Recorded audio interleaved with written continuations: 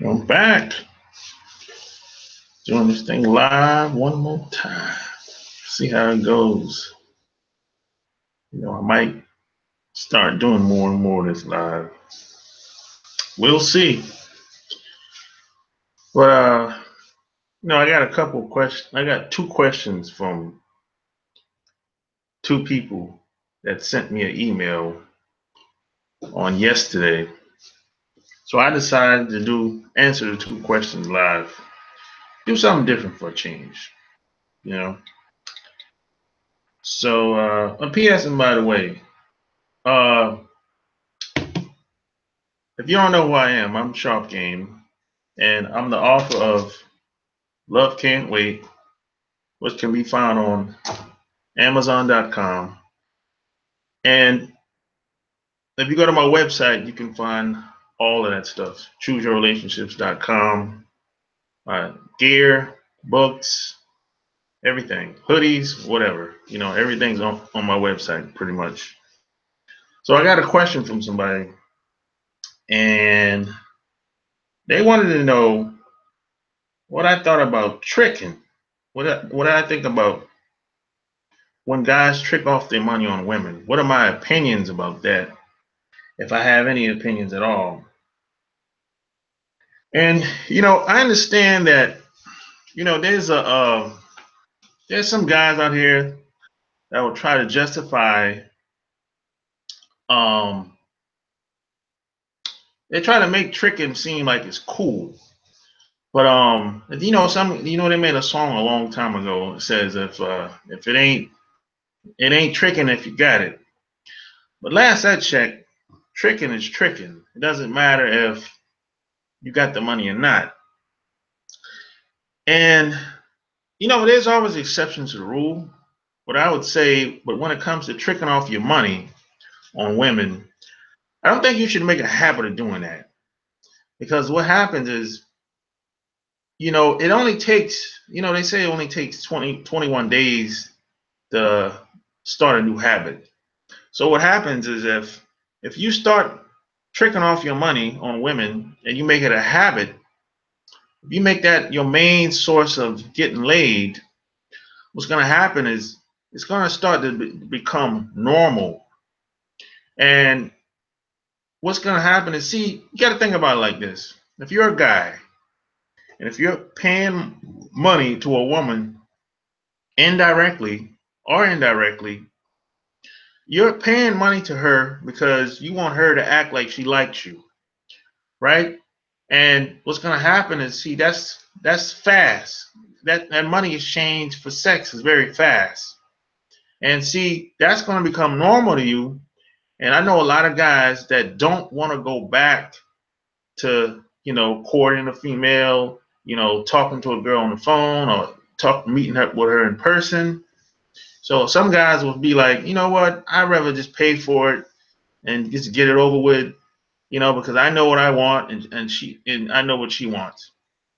But see, what happens is if you have to pay somebody to act like they like you, that psychologically damages you.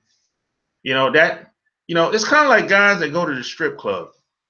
I know guys that go to the strip clubs every week, 2, 3 times a week, and they don't even like going to the regular clubs no more. Because the regular clubs, they say, hey, man, I'd rather go to the strip club because at the strip club, at least I can see the girl naked and I'm much more entertained. And see, they don't like going to the regular dance club no more because they're not entertained over there because the women over there got their clothes on. And see, the women in the clubs, they have to work for. They have to do more work. And they don't want to do no extra work. They want the money to do the talking.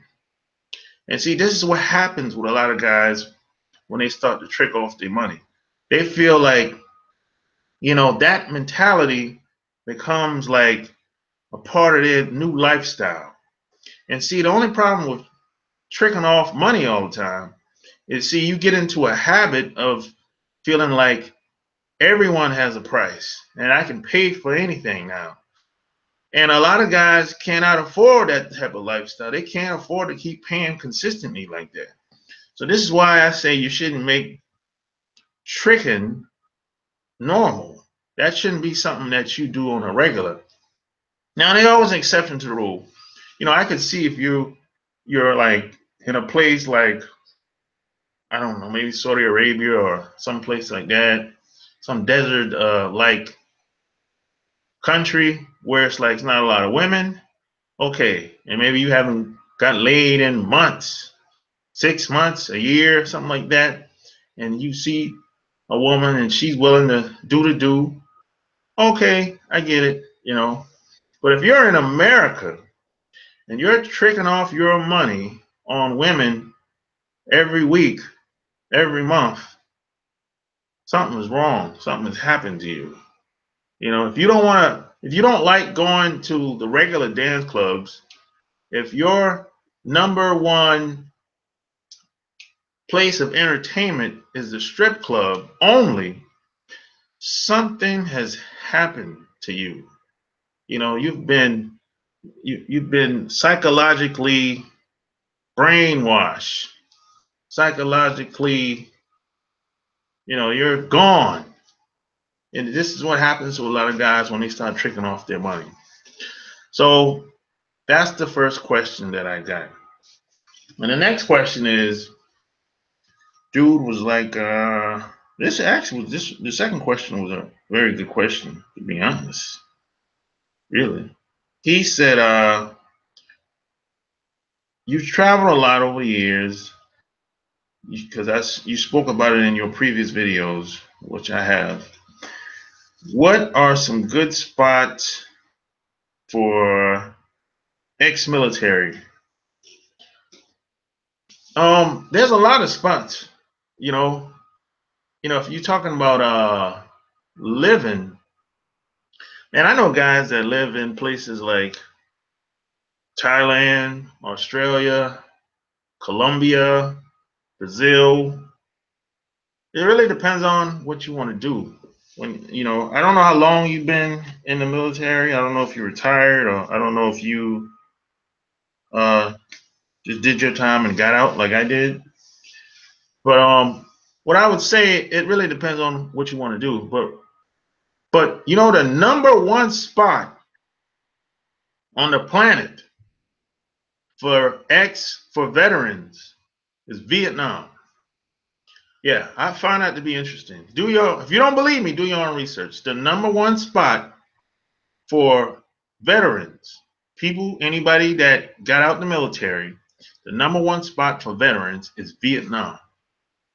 I found that to be interesting, man. I was kind of surprised when I heard about it, because I never hear anybody talk about Vietnam. Really, very seldom I've heard anybody talk about Vietnam. And I've never been to Vietnam, so I can't say what it is. But I know a lot of guys go. They settle all over the world. Thailand is pretty hot. Japan. Uh, some people go to Mexico. Some people go to Australia. Some people settle in Hawaii. Hawaii is a hot spot. The cost of living is very expensive, but so your money probably won't last as long there if you retired.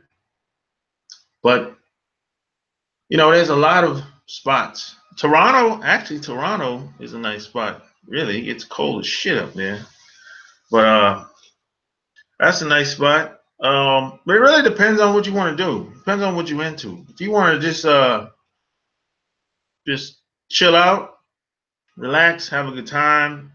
If you're a retired guy out of the military and you just want to live the rest of your life on your pension, hey, maybe Japan might be cool for you.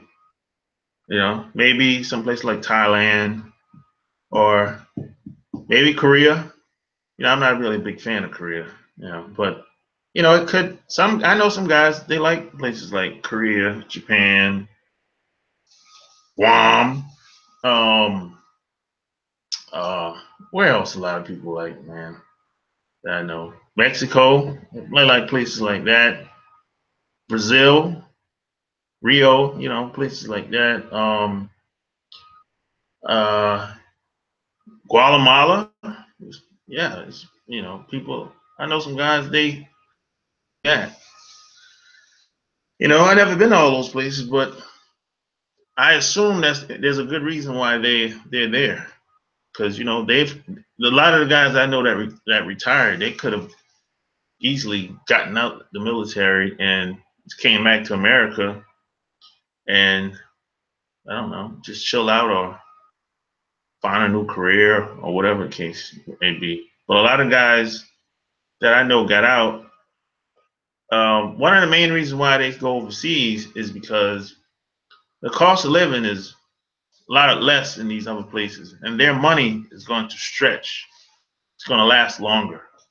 So just take a place like, let's say, Thailand, for example, or Mexico, for example.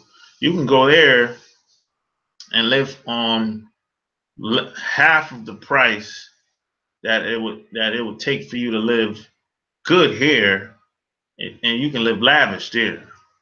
So, and a lot of times when a lot of guys get out, this is just my opinion. They don't treat veterans good here.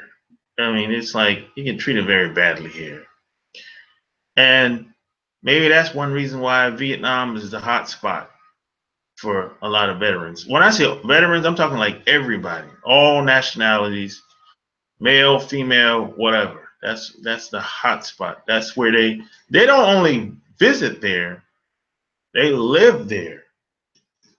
And this has been like this before I came along, before I was born. And I was told this by old heads and young heads. I was told this by people that went to the Vietnam War. They said after the Vietnam War, um, a lot of the vets started moving and visiting there because they tend to give a lot of veterans a lot more respect there. So that's what I was told. So that's pretty much all the questions that I have. You know, but if you got any questions, any concerns, um, leave your comments below. Check out my website, chooseyourrelationships.com. Share this video with anybody on your social media networks. Um, Go buy my books, chooseyourrelationships.com, and The Chicken's Guide to Having Women Beg for You, Sex, Lust, and Lies on Amazon. Go to my website, get all the gear, get all the t-shirts like this at my website. Um, if I don't talk to you again online, I'll see you online before Thanksgiving.